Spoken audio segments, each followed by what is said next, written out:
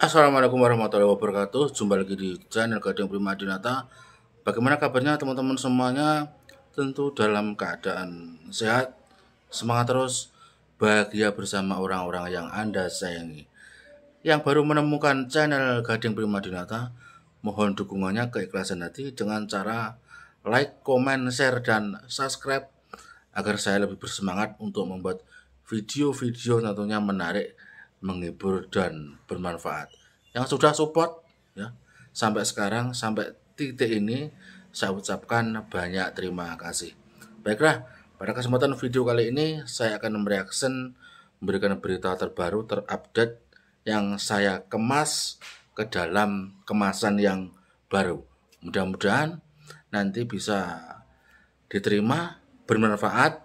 Maka dari itu tonton video saya sampai full agar teman-teman tidak gagal paham. Warahmatullahi wabarakatuh. Terima kasih Tan Sri, para panelis yang berbahagia, tuan-tuan dan puan-puan yang dirahmati Allah Subhanahu wa taala.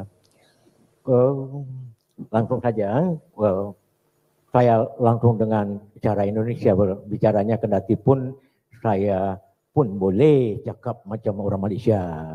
So, tapi karena saya orang Indonesia, saya bergaya Indonesia, tentu begitu.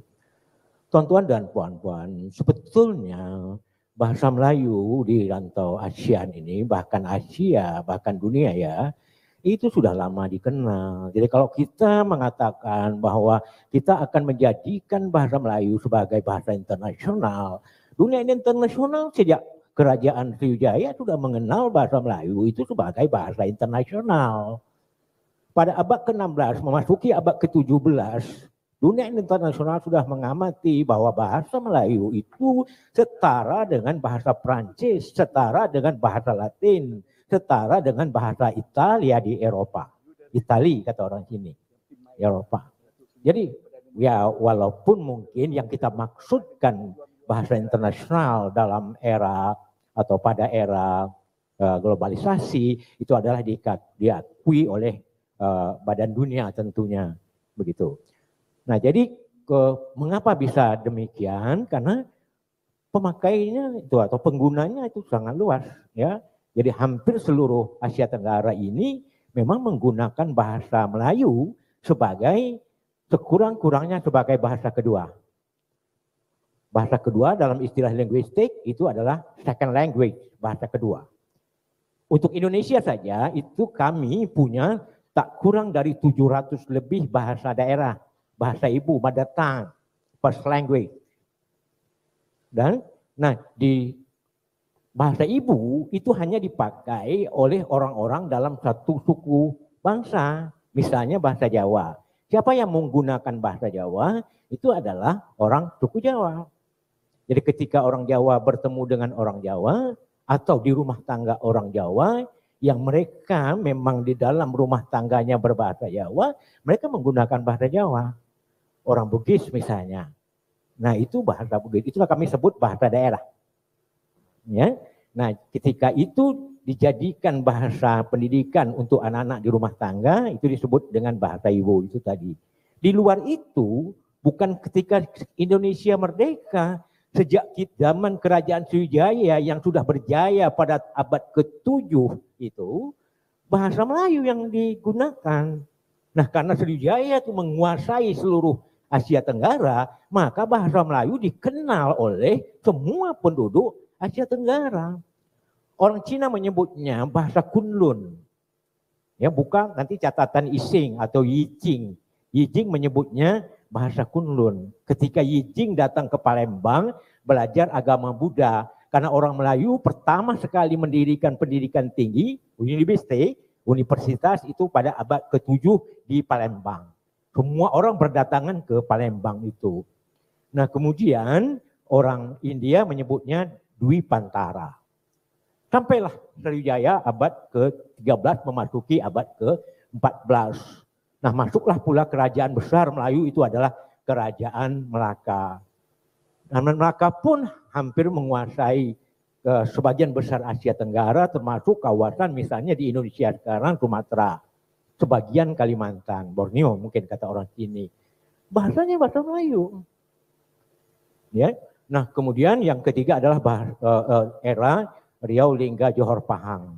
Ya, setelah Melaka jatuh pada tahun 1528. Jatuh di Melaka memang 1511, tetapi Sultan Mahmud Shah I, Sultan Melaka terakhir, itu memindahkan pusat pemerintahan di Pulau Bintan namanya sekarang. Bintan itu tempat kami. Nah, sampai dengan tahun 1528. Nah, lalu bahasa yang digunakan adalah bahasa Melayu. Waktu itu namanya bahasa Melayu. Bahasanya seperti apa? Ya seperti kita sekarang. Orang Malaysia seperti dialek orang Malaysia sekarang, hendak kemana, nama awak siapa, dan sebagainya. Yang di Indonesia, Anda siapa, kamu siapa, mau kemana. Tapi kalau kita sudah bernyanyi, tuan-tuan dan puan-puan, sama tuh, ya kan? Kalaulah bulan jatuh ke riba. Tak pernah ada orang Melayu nyanyi, kalaulah bulan jatuh ke riba. Tak ada. Kecuali dia kalau mau lawak-lawak lucu-lucu saja. Hikmatnya insan, ya kan, di dalam dunia. Raja Ali Haji juga begitu. Barang siapa tiada mengenal agama, sekali-kali tiada boleh dibilangkan nama. Itu bahasa Melayu baku, itu bahasa Melayu tinggi. Sudah?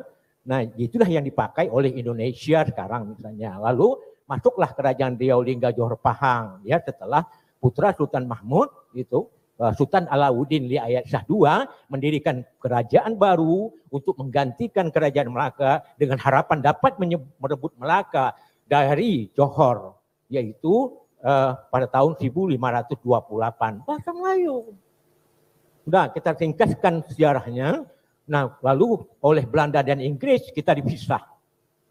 Kami di sebelah sana namanya Kerajaan Riau Lingga, di bawah pengaruh Belanda. Di sini namanya Kerajaan Johor berdiri sendiri, Pahang berdiri sendiri. Nah, kemudian Johor dan Singapura menyatu waktu itu. Baru lepas pada tahun 1965. Nah, sebelumnya adalah Johor, Pahang, Kepulauan Riau, ya, kemudian Singapura, itu adalah kerajaan yang sama, menggunakan bahasa yang sama, bahasanya adalah bahasa Melayu. Lalu kapan, bila Indonesia mengenal bahasa Indonesia, kami melaksanakan 2 kali Kongres Pemuda. Pertama 2 Mei tahun 1926. Pada waktu itu salah satu yang dibicarakan adalah, kita ini bangsanya apa? Disebutlah bangsa Indonesia. Lalu tanah air kita namanya, tanah airnya apa? Indonesia. Sebelumnya belum ada nama itu. Nah, lalu diusulkan karena bangsanya Indonesia, tanah airnya Indonesia, lalu bahasa Melayu tadi yang kita gunakan sejak zaman Sriwijaya itu diberi nama bahasa Indonesia secara politis. Tetapi semua orang tahu bahwa secara kultural, kebudayaan itu adalah bahasa Melayu. Karena tidak ada seorang pun yang dapat menerjemahkan dengan kata lain, ya kan? Misalnya katakan, akhirat itu terlalu nyata kepada hati yang tidak buta. Terjemahkan ke dalam bahasa Indonesia atau katakanlah kalau itu bahasa Melayu, apa? Tetap itu juga. Jadi di Indonesia bahasa ini memakai 2 nama. Ya, untuk nasional itu bahasa Indonesia. Nah, secara keseluruhan adalah bahasa Melayu. Nah, jadi kita baru mengenal istilah bahasa Indonesia tadi pada tanggal putusannya, ya. Putusannya itu disebut pada tanggal 28 Oktober 1928. Yang di Indonesia selalu disebut dengan Sumpah Pemuda, tapi sebetulnya tidak ada istilah sumpah-sumpah. Itu adalah putusan Kongres Pemuda tahun 1928. Yang putusan ketiganya adalah kami, putra dan putri Indonesia, menjunjung bahasa persatuan bahasa Indonesia. Yang disebut oleh para pemuda Indonesia pada waktu itu, bahasa Indonesia itu adalah bahasa Melayu. Itu dijelaskan sendiri oleh Ki Hajar Dewantara, orang pertama yang mengusulkan bahasa Melayu menjadi bahasa kebangsaan Indonesia ketika Indonesia merdeka nanti. Di mana Ki Hajar Dewantara menjelaskan itu di Den Haag, Belanda. Belum merdeka Indonesia. Belum merdeka Indonesia. Ketika orang ragu bahasa Indonesia itu apa, beliau langsung menjawab pada tahun 1938, Kongres pertama bahasa Indonesia di Solo. Yang disebut bahasa Indonesia itu, kata beliau, adalah bahasa Melayu. Asalnya dari Melayu Riau.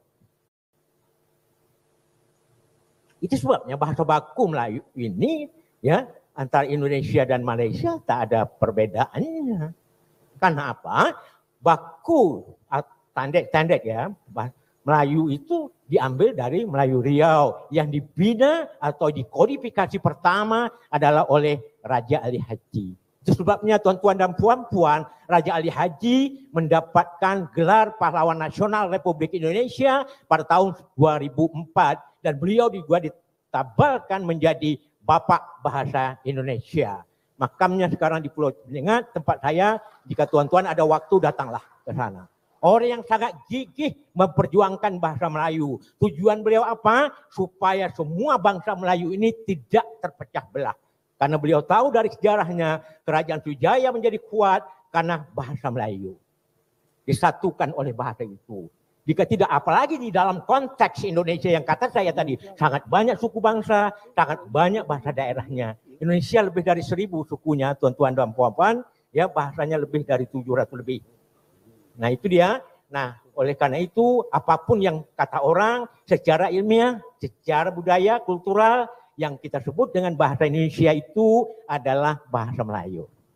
Ya tak perlu kita beda-bedakan antara bahasa Indonesia dan bahasa Melayu karena tidak ada satu orang pun boleh menerjemahkan. Misalnya ada satu kalimat ayat kata orang Malaysia bahasa Melayu lalu diterjemahkan ke dalam bahasa Indonesia kecuali kalau dia mau mengambil sinonim. Pak Amin berkata misalnya, ya misalnya kalau dia mau Pak Amin ngomong gitu, itu kan sinonim gitu. Ya kan? Hari sudah petang, hari sudah sore, itu sinonim, bukan bahasa yang berbeda. Nah, itu harus dibedakan antara misalnya dialek, bahasa dan sebagainya. Ini dari kajian linguistik terutama, tuan-tuan dan puan-puan. Jadi tidak ada keraguan bagi kita dan semua kami sudah melaksanakan 3 kali minimal pemertabatan bahasa Melayu menjadi bahasa ASEAN. Tahap pertama di Tanjung Pinang, ibu kota provinsi Kepulauan Riau. Kami ada 2 Riau, Riau Daratan dan Riau Kepulauan. Ibu kotanya Riau Kepulauan itu adalah di Tanjung Pinang. Kemudian Riau Daratan ibu kotanya di Pekanbaru. Tahun 1992 kita melaksanakan seminar. Terima kasih teman-teman sudah menonton. Semoga bermanfaat. Mohon maaf bila ada salah kata. Assalamualaikum warahmatullahi wabarakatuh.